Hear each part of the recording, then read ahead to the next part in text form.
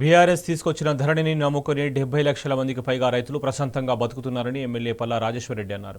కాంగ్రెస్ ప్రభుత్వం కూడా ధరణిని నమ్ముకుందన్నారు. ఇప్పటికీ రైతు బంధు, రుణమాఫీ లబ్ధిదారుల ఎంపిక ధరణి ఆధారంగానే జరుగుతోందన్నారు. ఒకప్పుడు నెలల తరబడి జరిగే మ్యూటేషన్ ప్రక్రియ ధరణితో తేలికైందన్నారు. ధరణితోనే భూ క్రయ విక్రయాలు సులభంగా జరిగి ప్రభుత్వ ఆదాయం కూడా పెరిగిందన్నారు. కాంగ్రెస్ తీసుకొచ్చిన భూభారతిపై అనేక అపోహలు ఉన్నాయని, ప్రభుత్వం వెంటనే ప్రజలు, రైతుల అపోహలను తీర్చాలని పల్లా రాజేశ్వరరెడ్డి కోరారు. ఈ రాష్ట్రంలో 70,60,000 మంది రైతులకు 1,55,97,000 ఎకరాలను ఇవాళ ధరణిలో నిక్షిప్తమై వాళ్ళందరూ గుండె మీద మంచిగా చేసుకుని నిద్రపోతున్న అధ్యక్ష. ఇది వాస్తవం. ఈ వీళ్ళందరినీ కూడా ఇవాళ చెడగొట్టాలని చూస్తే మాత్రం ఇవాళ మరలా తెలంగాణ సాయుధ పోరాట స్ఫూర్తితోని మళ్ళా పోరాటం చేయాల్సిన అవసరం వస్తుంది అధ్యక్ష. నేను ఒకటే మీకు చెప్పదలుచుకున్నాను అధ్యక్ష. ధరణిలో కోర్ బ్యాంకింగ్ ధర్నాలో మంత్రి గారు ఎప్పుడు చెప్పినా కూడా ఇంతకుముందు ఏది లేదన్నట్టు ఫస్ట్ టైం ఇది ఇక్కడ మనం రిజిస్ట్రేషన్ చేసుకున్నట్లయితే బయట కూడా తెలుస్తుంది, ఎక్కడ చూసినా కూడా ఆన్లైన్లో. ఇప్పుడు కూడా అదే ఉన్నది అధ్యక్ష. ఇవాళ వరకు కూడా ఇవాళ ఏప్రిల్, ఇవాళ మార్చి 28, ఈ రోజు కూడా అదే ధరణి సిస్టమే రన్ అవుతున్నది, అదే సాఫ్ట్వేర్ రన్ అవుతున్నది, అవే మాడ్యూల్స్ రన్ అవుతున్నాయి. ఇది నిర్వివాద అంశం. 1,55,00,000 ఎకరాలకు సంబంధించిన 70 లక్షల మంది రైతులకు ఇవాళ మీరిచ్చే రైతు బీమా కానీ, రైతు భరోసా కానీ, లేకపోతే ప్రొక్యూర్మెంట్ కానీ మీరు వేసే డబ్బులు కూడా ఇందులో ఉండే డాటాతోని ఇదే ఎకరాలకు, ఇదే భూమికి మనం వేస్తున్నాం అధ్యక్ష. అది నిర్వివాద అంశం కాదని చెప్పమని చెప్పండి.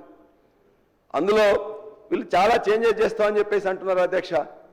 నేను ఒక 4 అంశాల మీద ఖచ్చితంగా వారికి తెలియదలుచుకున్నా. ఇవాళ మ్యూటేషన్ ఇంతకుముందు మీకు తెలుసు పెద్దలు, 2014 కంటే ముందు మ్యూటేషన్ కోసం పోయినట్లయితే రిజిస్ట్రేషన్ అయిన తర్వాత 6 నెలలు, సంవత్సరం అయ్యేది అధ్యక్ష. ధరణిలో పెట్టిన ఫీచర్ తర్వాత ఒకటేసారి registration, mutation, updation, issuing the passbook, ఇది అయిందా లేదా? 1,55,00,000 ఎకరాలకి ఇది జరిగిందా లేదా?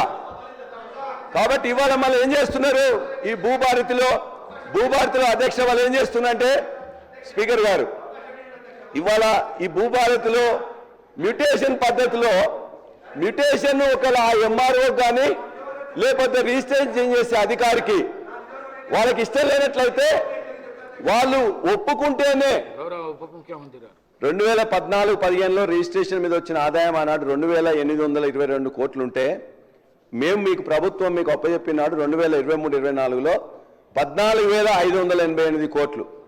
ప్రతి సంవత్సరం ఒక్క కోవిడ్ పీరియడ్లో తప్ప మిగతా ప్రతి సంవత్సరం కూడా 30%, 40% రేట్లని పెంచకుండా, ఇవన్నీ ఎల్ఆర్ఎస్ అమౌంట్ తీసుకోకుండా దీనిలోనే 14,588 కోట్లు ఆనాడు వచ్చింది అధ్యక్ష. మరి మీరు అన్నీ చెప్పారు కదా, మీరు బ్రహ్మాండంగా చెప్పి చేసింది కదా, ఎందుకు ఈ సంవత్సరం ఇప్పటి వరకు 10,911 కోట్లు మాత్రమే వచ్చింది? దానికోసం మీరు ఏమైనా చర్యలు తీసుకుంటున్నారా?